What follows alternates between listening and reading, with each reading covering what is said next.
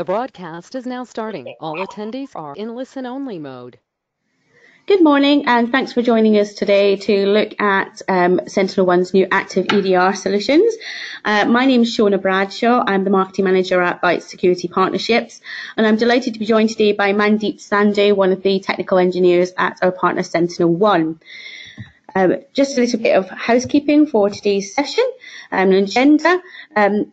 We're going to go through who Bytes are. I will keep it very brief, as many of you know us already, before I hand over to Mandeep, who will introduce Active EDR, talk a little bit around some of the challenges from passive EDR and how Active EDR is a new approach to resolve some of those, before providing a short demonstration, before a Q&A at the end. So housekeeping for today's session, attendee lines will be on mute throughout today's presentation, but please do, we welcome questions, please do post those questions as they occur to you throughout the session via the chat or the questions box, and I'll come back on at the end to pose those to Mandeep. In terms of the discussion today, we'll be keeping it to strategy and solutions and business challenges. We won't be getting in-depth into any particular commercials on this session. Of course, those conversations are more than welcome via your Bytes account manager at the end. Today's session is being recorded, and we'll ensure that that recording is shared with you after the session to share with your teams and review at your leisure. And lastly, a quick request from us at Bytes. We do have a very short 5-question survey at the end, intended to understand whether these sessions are hitting the mark for you technically. Please do take 2 minutes to fill it in at the end so that we can ensure that we learn and improve our sessions and technical insights to you. So who are Bytes Security Partnerships? We are the security specialist reseller within the Bytes Altron Group. We've been part of the Bytes Group since 2011, and what we aim to do is to marry up the agility and the insight and the technical specialism you would expect from the smallest specialist reseller with the global resources, scale and delivery capabilities that come from being part of a multi-billion-dollar group. We're exceptionally proud at Bytes Security Partnerships of the technical services that we offer and the value that we add around the partner solutions and the solutions that we recommend to market. And that gives us the ability to enjoy top-tier vendor statuses, which means for you that we can deliver both on a technical side, but also drive high amounts of commercial value from each technology that you deploy. We work across the full spectrum of information security, from the classic next-generation firewall, content security, web and email security, through to more emerging technologies such as Active EDR, which we're talking to you about today, cloud, mobility, etc., etc. And across all of these, what we offer and where we add value is in those technical services and in the knowledge and expertise that our technical team can provide, whether you're looking for direct-to-engineer support for solutions, whether you're looking for technology and market analysis, strategy development, training, knowledge transfer, project scoping, etc. We aim to act as a real extension of your IT security teams to make sure that you're both future-proofing your business against emerging threats and then able to deliver and get the most value out of any security technologies that you choose to deploy. That's more than enough about Bytes. Why are we speaking to the market about Active EDR at the moment? What are some of the benefits that we want to get across during today's session? Active EDR is a completely different approach to endpoint, which essentially combines classic endpoint protection and detection and response in one single suite of technologies. And what that should do for you is to reduce operational complexity, provide you quickly with root cause analysis in terms of any incidents, provide you with in-depth visibility, and essentially the whole point of it is to slash both the time and cost that you take to bring value to data so that you can detect and respond to any security incidents. So it's a fraction of the time and the cost that you would use with other solutions. So with that in mind, all that remains for me to do is to hand over to Mandeep, who will take you through how it all works. Over to Mandeep. Brilliant. Thank you very much, Shona. And as Shona mentioned, my name is Mandeep Sandhu. I'm a Principal Secure Solutions Engineer at SentinelOne. And we're going to be covering why Active EDR is different. Why is it new? Why does it set a platform for future types of capabilities around security?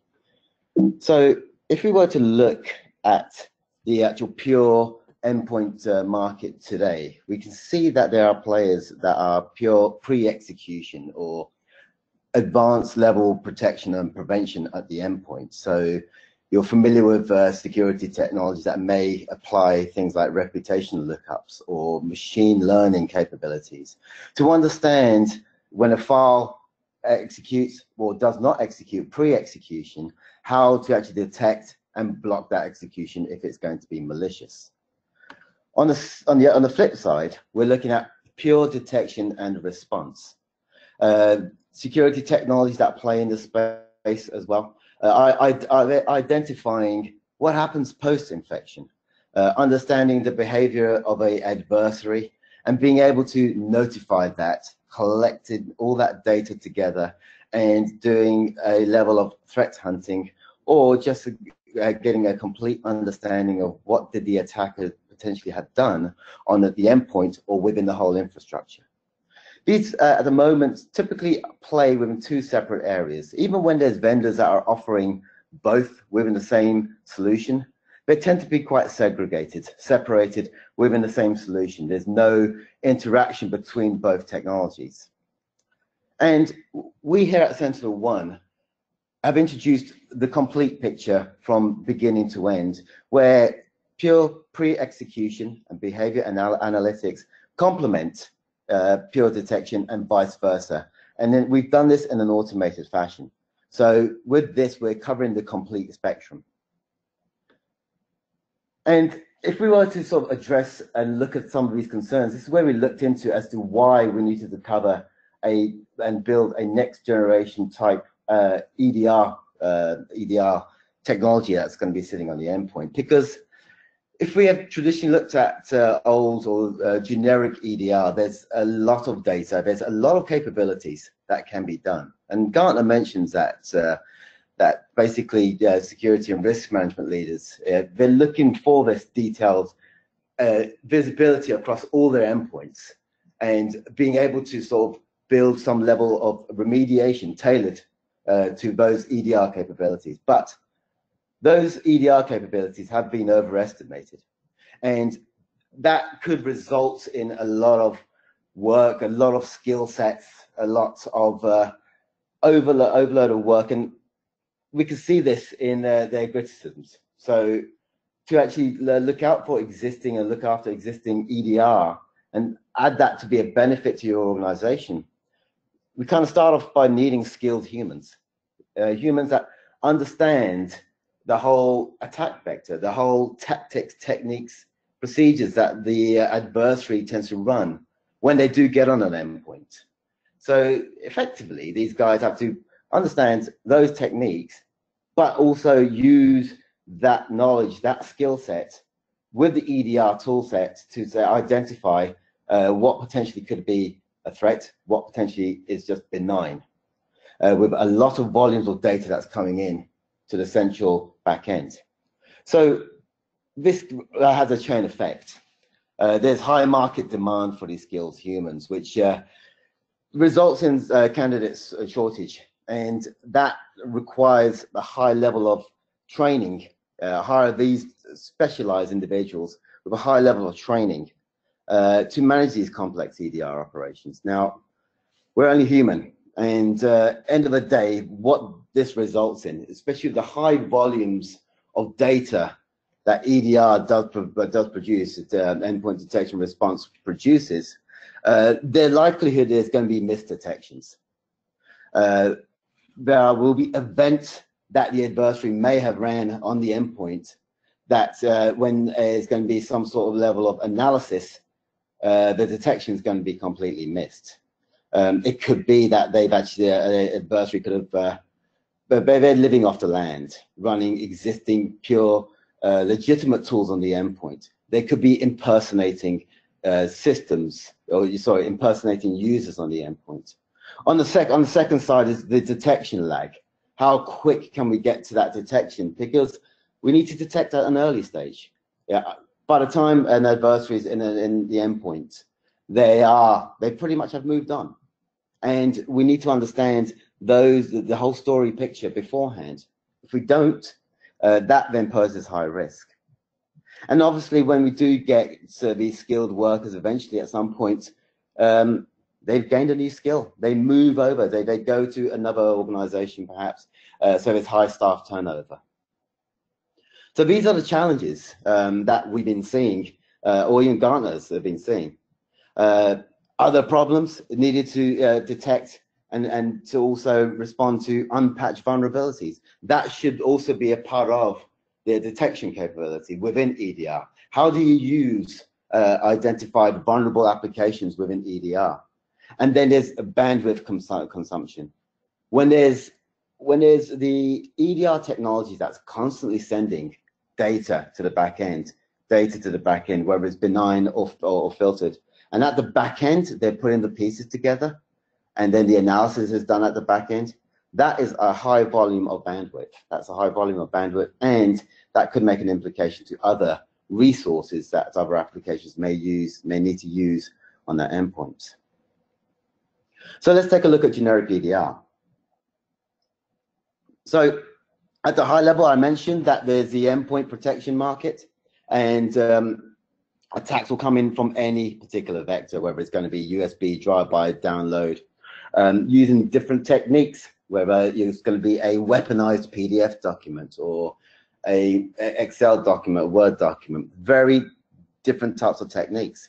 They might be using dual-use tools. PowerShell could be another example. And at the first step, there are all sorts of possibilities that we can prevent, or vendors and technologies will prevent, using static analysis, AI.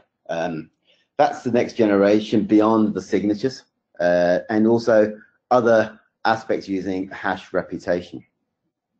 But as we all know, there's no such thing as 100% in doing prevention. It's no vendor can claim that themselves.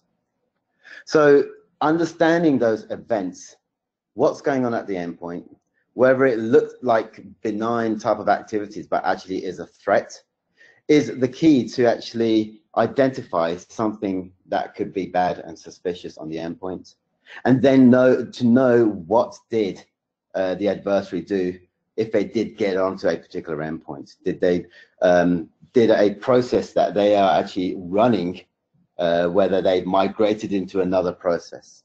Did that process establish a network connection? Or did it write into the registry? And that's one process. Are there files that they could have potentially wrote or deleted as well? Did the attacker or the adversary establish some level of persistence? And that's just one process on this side. Let's say take another process that could be doing something very, very similar. And each one of those processes needs to be associated to some form of indicator of compromise, or even patterns of compromise as well. And as soon as that's been identified at the back end, in terms of the mapping of those events to IOCs, all these events will be sent to for detection and threat hunting. Identify out of those IOCs what potentially is actually associated to a threat. What processes, or if a change to a registry key, was it legitimate or not? There's high volumes of IOCs, high volumes of data that has to go through a level of filtering just to understand whether a particular threat whether a particular set of events is associated to a real threat or not. This can be time consuming. Although generic EDR is very, very good. Generic EDR before that, yeah, there wasn't anything. There was it filled a gap in the security posture, and I've been doing EDR for the last 7 to 8 years when it first initially was launched, and this was a key benefit, but it has to evolve, and primarily you want to get to the stage as soon as possible where we can respond, and the various different types of responding. So there's two definitions. One could be remediation. And typically, security vendors would say remediation could be how do you contain a threat, whether killer process, quarantine, remove an artifact, or maybe network isolation. But we want to get to that time as soon as possible. But what's stopping this? What's actually creating that delay is the actual SOC analyst that has all this wealth of information. Maybe that wealth of information is also being sent to another third-party product like a SIM as well. But putting this data together just so they can understand the actual complete picture. And here's an analogy. So we've got a jigsaw puzzle. It's of thousands of pieces. This could be represented as one endpoint if need be. We can have multiple jigsaw puzzles. And at the moment, the actual job of a SOC analyst would be to put those pieces together just so they can build that complete picture. Building that complete picture to understand what's been going on. So this could be just one endpoint. You can have multiple different jigsaw puzzles that represent multiple different endpoints as well. And that's how it's reflected within the generic EDR. So there is the combination of building that complete picture. So we can see, as an example, a particular process wrote into the registry, or a particular process may have created a new scheduled task on the endpoint. And the same with a process creating different files. So this is now taking it to the next level of what is active EDR. And I just want to run this as an analogy. You take let's say, for example, if you've seen this movie, you'll know which one it is. But there's different phases of the attack. Each phase could represent a process. What active EDR is doing is associating a tag to each of those different phases. Like, for example, here, we're tagging that this is the planning phase. We're actually calling this tag true context. So every time a process runs on the endpoint, we're tagging that process. But there's the analogy. Secondly, there was an initial infection. We tagged that initial infection. Third, there was lateral movement. So next to this shop was a bank. And getting into that bank, that's the level of lateral movement from one point to another point. And then also accessing what's actually on that endpoint. The actual intellectual property, the personal information data, or whatever the actual intent the attacker or the adversary has. And if you notice here as well, going deep, that the tools that are using are very similar to what attackers would do when they were to run tools on the endpoint. I mean, we can see this drill, which, as we all know, a drill could be used for legitimate purposes.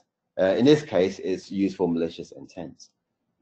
But what Active EDR then does, it puts all those tags together. And with those tags being pulled together, it's enabling a SOC analyst to understand the complete story just by collecting and putting those tags together. And you'll see this in an example I shall show in a few screenshots a bit later. But when we look at our existing example, so again, we can prevent, there's the prevention capabilities, and we want to prevent as much as we can at the very beginning. There are different tactics and different techniques that the actual adversary would actually use to actually bypass these type of techniques. We have to have that visibility to actually understand, even at a detection point, even here as well, including prevention. But what we've now done, though, is as the adversary, if it does get onto an endpoint, what we've now done is actually taken those tags and we've built the storyline for each and every single process. What's related to that particular process on the endpoint. And then what that enables to do is that story could be sent to the SOC analyst.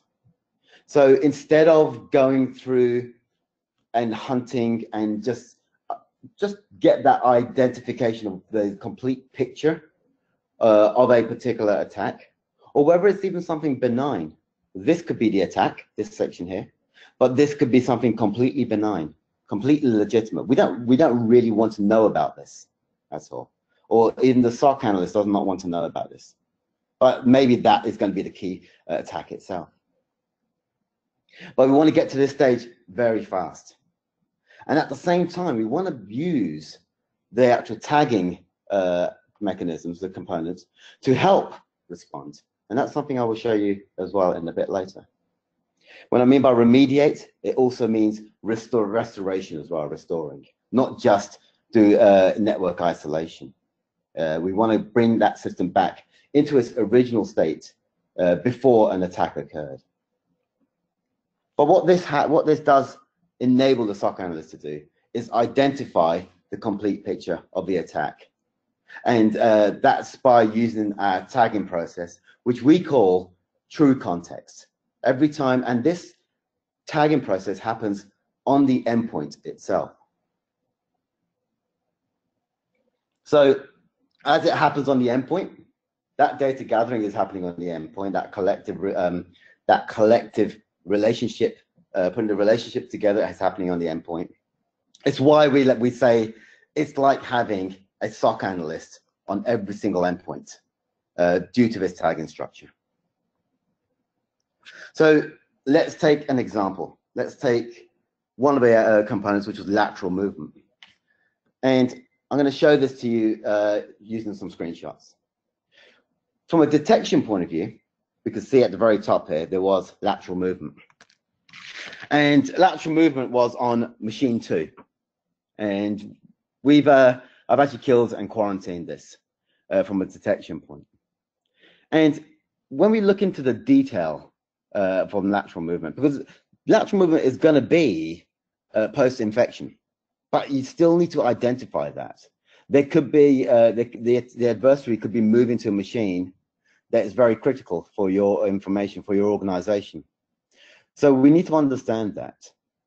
And we can see this was on machine 2, and the actual time and date and the techniques as well, which type of detection engine would identify. But what's very important here is you don't want to be swamped with multiple different types of alerts. The whole attack process, the attack chain, will have detection capabilities and alerting capabilities. But having multiple different alerts from a single attack, again, could overload the analyst itself. Just taking a quick view of the storyline, see what exactly happened. So remember, this is lateral movement. And being able to just have a quick point of how do I use some of those attributes of the attack so I can do some quick threat hunting. In this particular case, we see net.exe. Net.exe, you see the command line arguments. It mapped the T drive to a folder called bucket using this username and password. So we are picking up some levels of some attributes of the attack that we can actually quickly use for threat hunting. And the active EDR component of this is really to now see every machine that's ran Zippy, that has a Zippy, it could be anything here, but this was the user Zippy, within its command line. And as a quick result, we can see that particular command that was run by net.exe. We can also see other commands where this user Zippy was added to a particular machine. And I'm not showing the full screen at the moment, but that's associated to machine 1.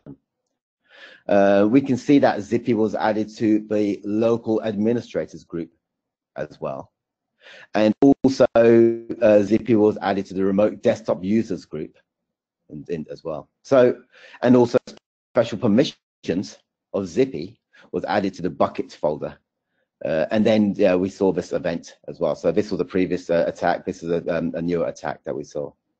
But then we saw this event on machine 2, where the user that was added, where the attacker settled themselves, set up based on machine 1, did all these other components, and then when it moved lateral on machine 2, it then established a mapped network drive. Now I can tell you for that right now that the reason why they did that, or the attacker did that, is so it can basically start stealing content and moving it back to the bucket folder, ready for exfiltration. But what you're seeing here at the moment is just only Zippy, everything that's been associated to Zippy in command line. There's more to this attack in just this process zippy. So when we expand each and every event, there's lots of wonderful data. But one of the things we can see, or two things we can see here, one is the threat related? Is this actual particular event related to a threat? It will identify that because of the tagging process, as we saw before. And this is the tag. A unique tag is associated to every event, every process that runs on the endpoint. So what I'm doing here as part of this investigation, I will add this particular true context tag, and I'll add this to a plugin, like a plugin, where we can start automatically building more filters. Secondly, I've done the same thing here. So previously that was on machine 1. This one now is on machine 2. And again, what I've just done, I've taken the true context ID, I've added that to my my query builder, and I can now run this as a query. So what this means now, I've just ran those two true context IDs as a query, and the result is the complete attack now within those 2 clicks, within those 2 queries. This is what makes Active EDR a very easy EDR solution and a very fast, effective solution as well.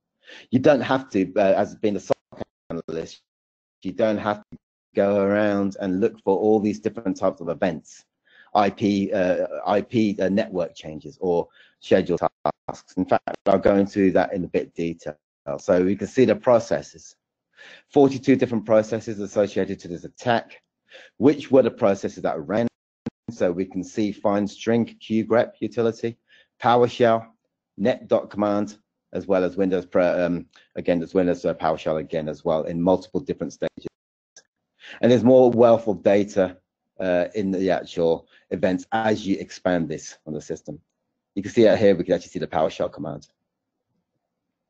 The files that have been dropped on the endpoint, and in this one on machine 2, just want you to point out this particular file, this PowerShell script, ssn.ps1. And what that's going to be doing a bit later, that identifies that something something's been put on this particular system on machine 2, and it's going to be doing the adversary is doing something. But there's also these other scripts, these other executables that landed on that particular endpoint on machine 1 as well.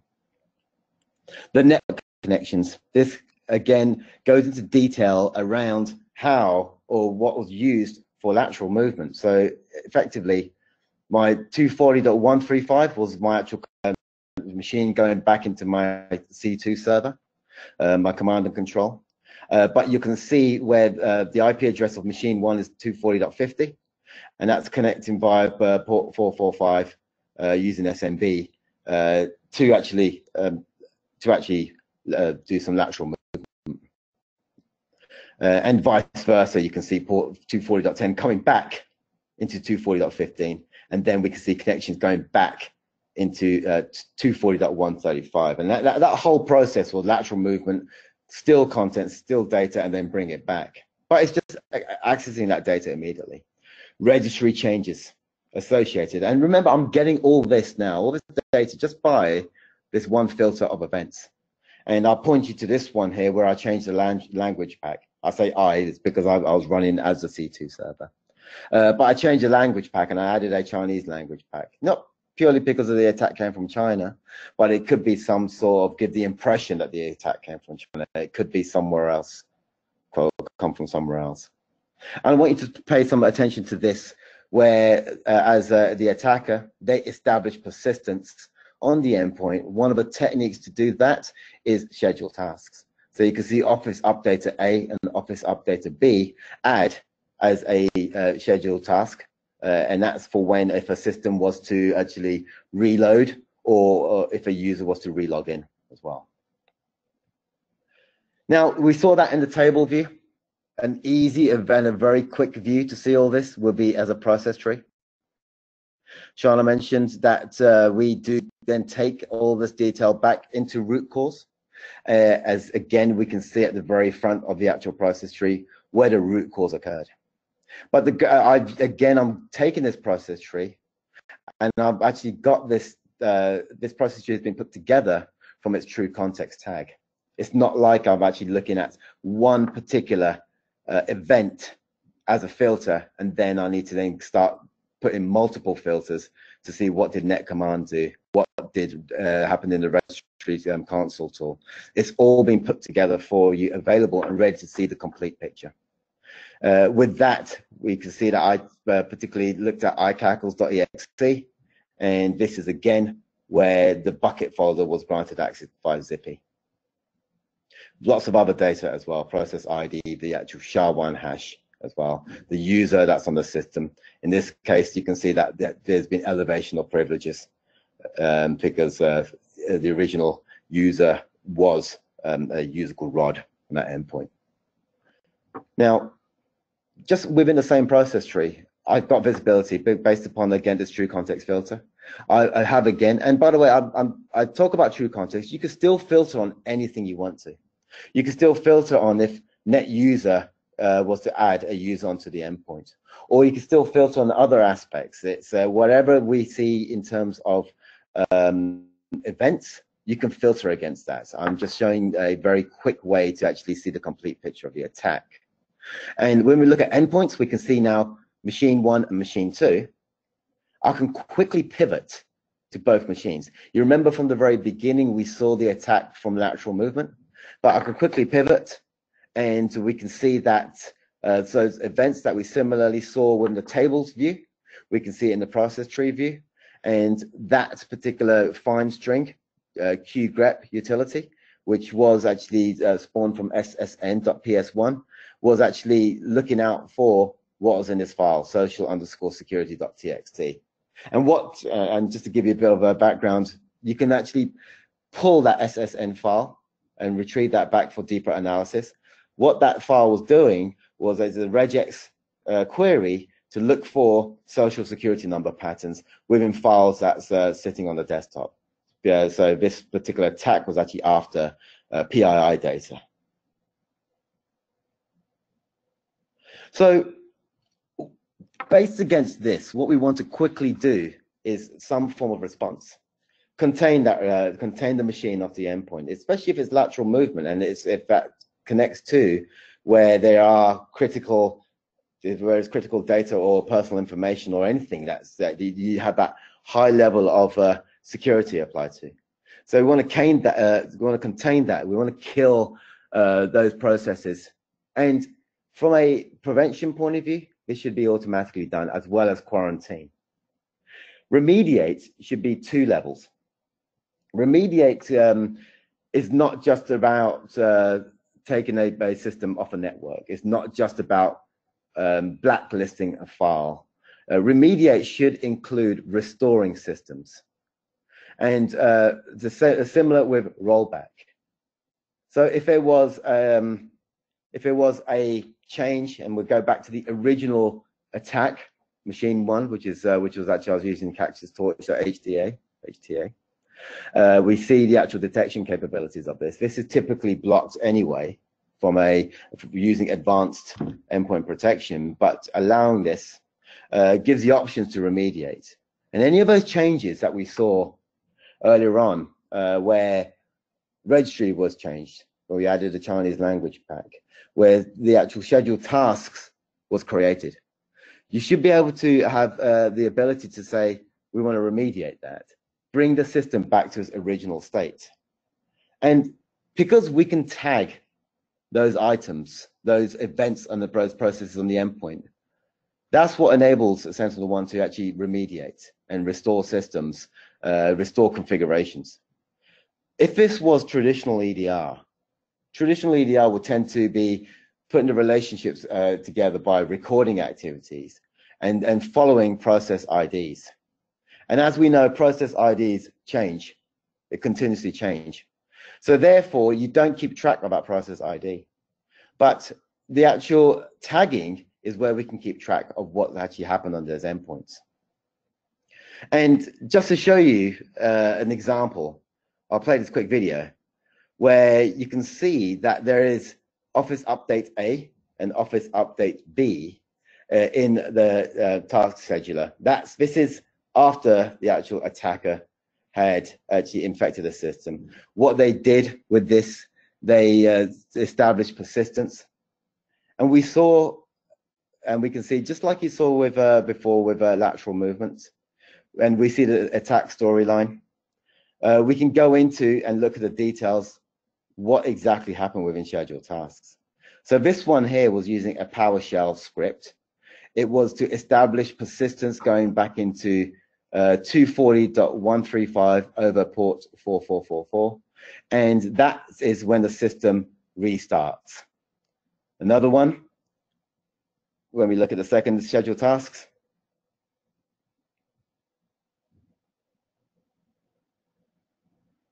again, the PowerShell script, same mechanism, same process, but that's when the use was to log in to a system. And you can see here that we had Office updater A. That's what the actual scheduled task was named. And going back to the original one, we see scheduled tasks Office updater B as well.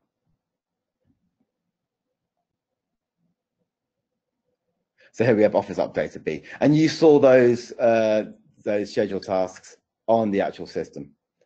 So what we're going to do is we're going to remediate based upon what we saw within the storyline, based upon what we have tagged. We're going to remediate that, and I've just sent that instructions. Now, what does remediate do within SentinelOne? It looks at if files are being dropped on the endpoint, we can remove those files, and that's associated with the attack. If a system has been changed within the operating system, sorry, if their configuration has been changed within the operating system, in this case, you can see schedule task scheduler, but there's also things like registry changes as well. Changes to, let's say, for example, other scripts like WMI type scripts that could potentially be used on the endpoint itself. But as I ran that particular remediation, in a second, we would see events and alerts. The second one is rollback, and that could roll back if you could have been hit by a piece of ransomware to restore files as well. But now I've just received that alert with an email, and you'll see in a second as I refresh that those two scheduled tasks that were created by the actual adversary, the attacking entity, they've now disappeared. They're now gone, and we've restored task scheduler to its original state. So, in summary, just covering what ActiveEDR is, just that benefit around true context. Traditional EDR kind of needs to evolve into having that more understanding of what's going on at the endpoint, but also start fitting into other aspects around the security process. You've just seen how true context, that tagging for each process, can help with, one, identify the complete picture, but secondly, restore the system back to its original state. That could potentially be time consuming. I'm aware of organizations that have taken over many months or even a year to restore a system to ensure that the infrastructure is completely clean. We need to reduce that time to response, and any little bit helps. And overall, it's just saying that the skill sets that are not out there today that's actually needed, this actually helps with that EDR component. You don't need to now go into and having highly skilled individuals. You can still have those highly skilled individuals, but have them focus on other areas of a attack as well. So I'd like to open up for this for the next few minutes for any questions that we may have. Thank you very much, Mandeep. Just invitation to the audience, if you've got any questions on any of the technology that you've seen, or any of the issues or the endpoint products and solutions discussed over the last 40 minutes, please do take a couple of seconds. You can post those either via the chat and the questions box, and then I'll be posing them to Mandeep over the next few minutes. Whilst you hopefully merrily type a few questions, I just want to thank everyone for their time and attending today. I appreciate, given everyone's busy schedules, it's not always easy to to take the time out to attend these things. So thank you very much for attending, and also thank Mandeep again as well for his comprehensive presentation and his overview of Active EDR this morning. So I do have a couple of questions here. One is around how do I use Active EDR with other security tools? How does it integrate, Mandeep? Great. That's a great question. So there are many integrations that we have, and those integrations are either it depends upon the actual functionality that you need to be required. There are integrations obviously with SIEM vendors. There's integration with instant response workflow systems. Other integrations will be vulnerability management systems as well. And you can take pretty much any piece of data, and I'll give you an example here. Like this is the actual UI that we're seeing, and we could take and see what type of when we do like an initial inventory scan on that endpoint, we can look at if those particular applications are highly vulnerable or not. And you can see some here that are Excel, that are Word, and we can see more detail about this as well, which is associated with the MITRE CVE. Now, how do we take this information? So this could even be taken from other security solutions as well. But if I were to go into something like the actual deep visibility, you saw this earlier on with the actual filtering that we did for true context. And I could load predefined queries. There's many different queries. Like I said before, there was different types of queries that we can actually build, and you can actually run, and you can actually save on that endpoint. One in particular could be if a vulnerable application was to launch some sort of process, whether it's going to be command.exe or whether it's going to be PowerShell as well. So you could take any piece of data out there from other security solutions. You can have it via integrations as well, but you can use that to sort of strengthen your security posture, especially if you want to get visibility around those particular endpoints or all your endpoints.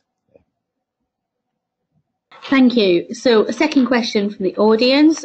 Does the solution require remote registry to be enabled on the endpoint? The reason for asking is it's often picked up by internal penetration testing as a risk to be remediated.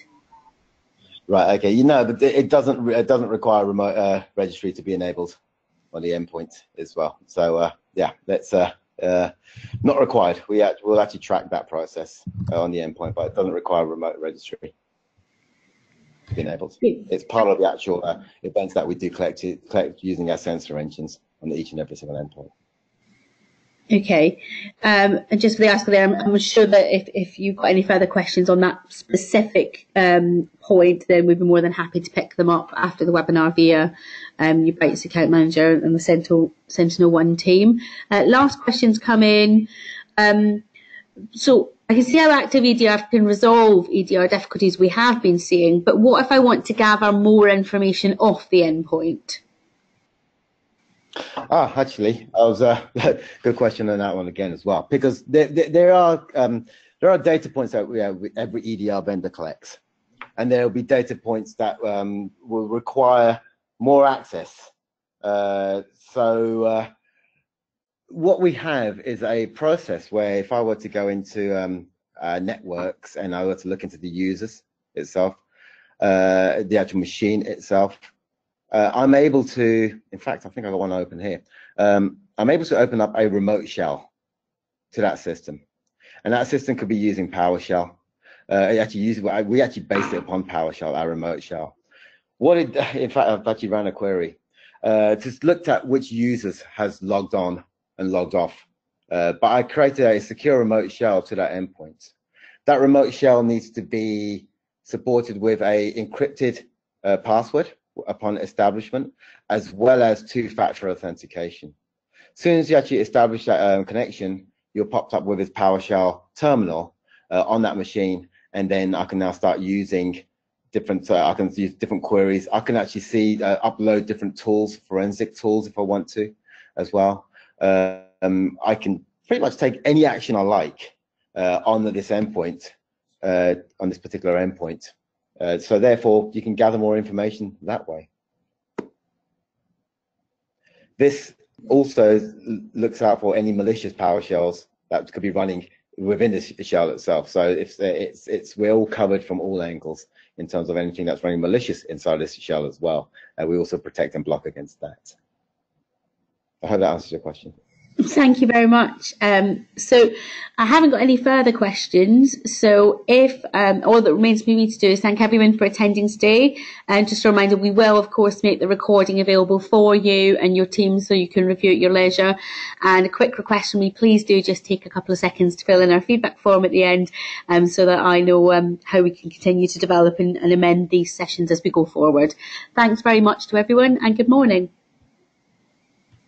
Thank you, everybody. Take care.